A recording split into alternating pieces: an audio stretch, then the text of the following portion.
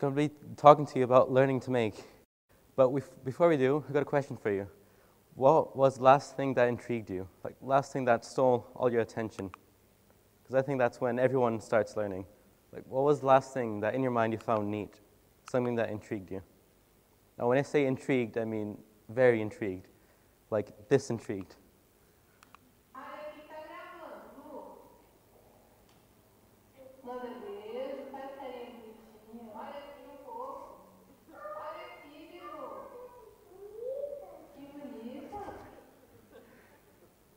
In 2006, I was very intrigued by that shiny rock. And even though it was very simple, just simply a rock, that intrigued me. And that wanted me to learn more about it. So what did you guys think was the last thing that intrigued you?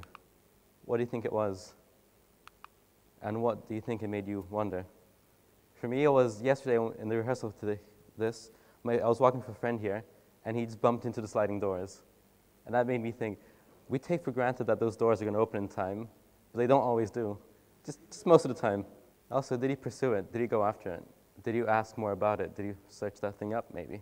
Let's start where I started, and that was when I was little.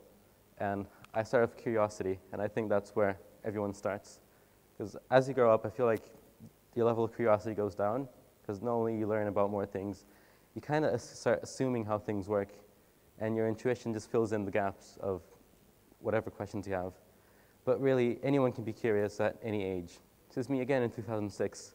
And can you see what I'm holding? It's a lemon squeezer.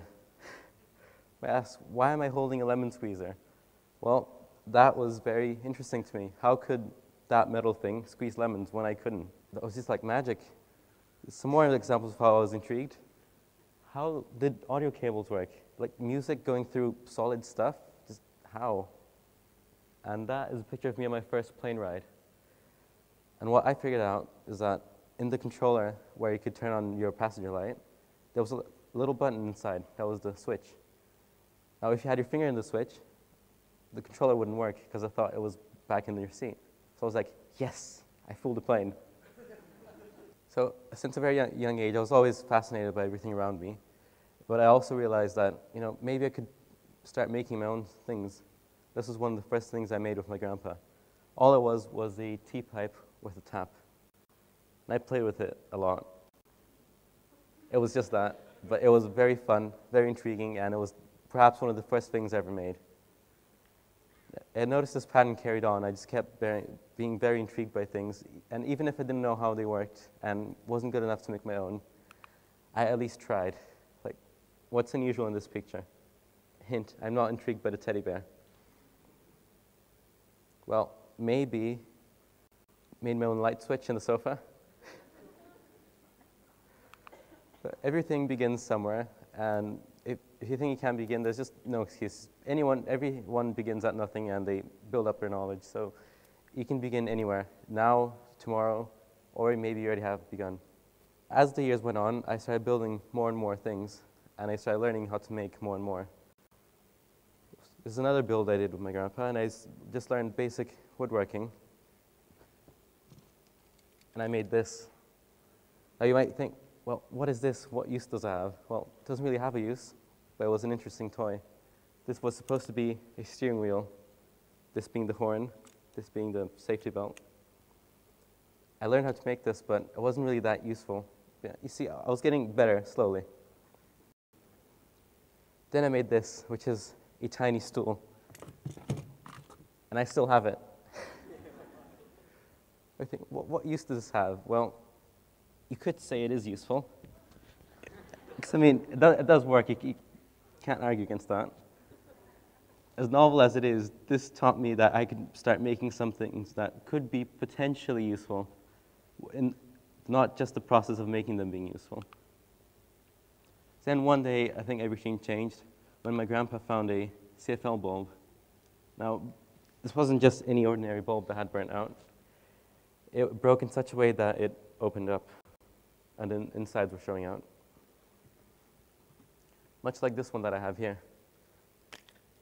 And that was the first time I saw the insides of a CFL bulb. And that was probably the first time I saw any electronic circuit, and I was just completely fascinated by this. Like, how did these pieces make this lamp turn on? How did that happen? There was just no connection in my mind. That looked like a city. Like, how does this tiny city work together to make this lamp work? Something so simple that we use every day. But that's pretty much where it stopped, because no one else could tell me about this. I was just stuck there. No one else could tell me more about this. I couldn't learn more about it. I asked my other grandpa about it, and they're giving me my first soldering iron, but that didn't help too much, because I didn't know what to do with it. And that was it. That was as far as my journey into being curious and learning about things got.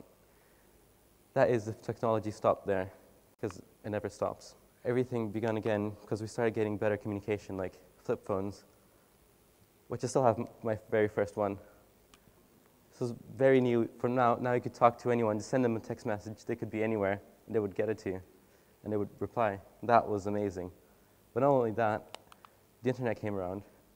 So that meant that not only could you talk to people you couldn't reach before, but you could search up information without having to talk to anyone.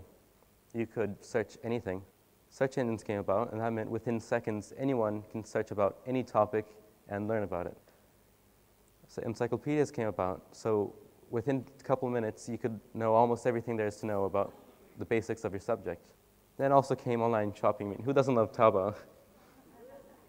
So now not only could you learn about things, you could also get materials and start making your own. And anyone can do this, including you.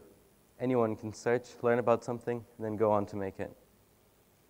So over the years, I got better and better into this field I was interested in, even though I didn't quite know what it was yet. And learning to make slowly turned into a passion of learning about something, making it, and then learning more from making it. When I first got to China, this is the first thing I built. Those were the first 5 components I got off online shopping. And all it was a light that turned on when the room got dark.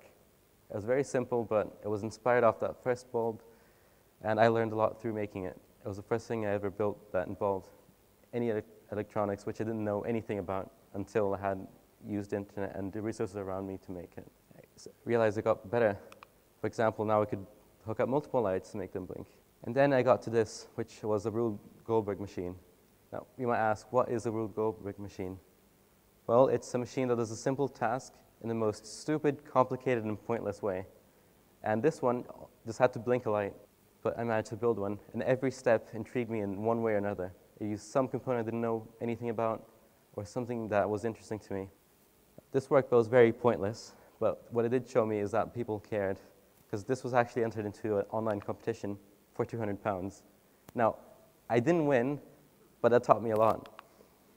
I went on YouTube and I got almost 1,500 views. And this is when I just took a step back and realized, wow, people, just maybe, people actually care about what I do. That was a big motivation. Not only to make more useless things, but to make things that actually have a use. This was something closer to a product that I built.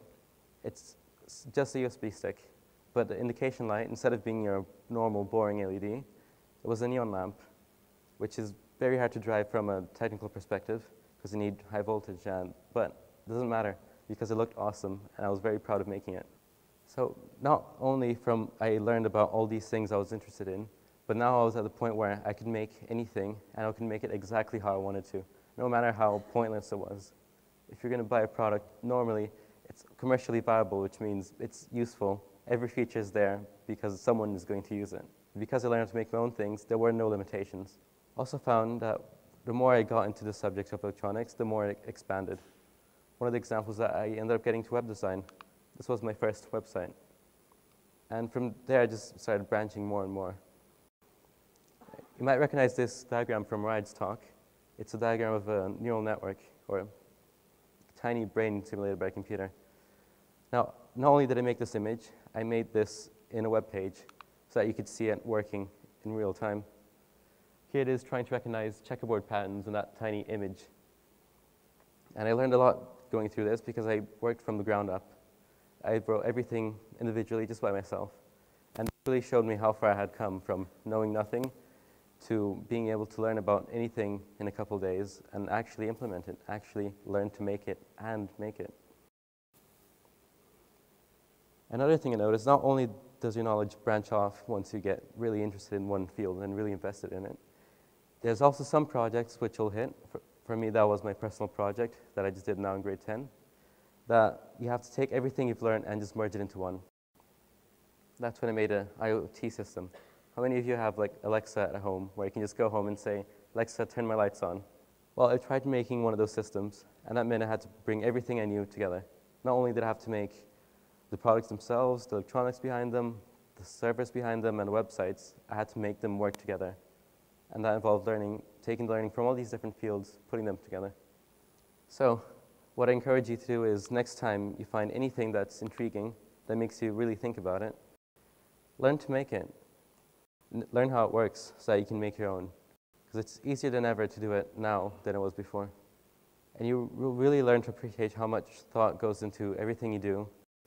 And you will appreciate not only what you do, but what others do, and objects around you that you use on a daily basis. It doesn't have to be electronics. That's just simply the path I follow. This can be any field, any idea. You could go learn cooking, or you could go learn to write a book. It's any field. If you're intrigued in it, you should pursue it.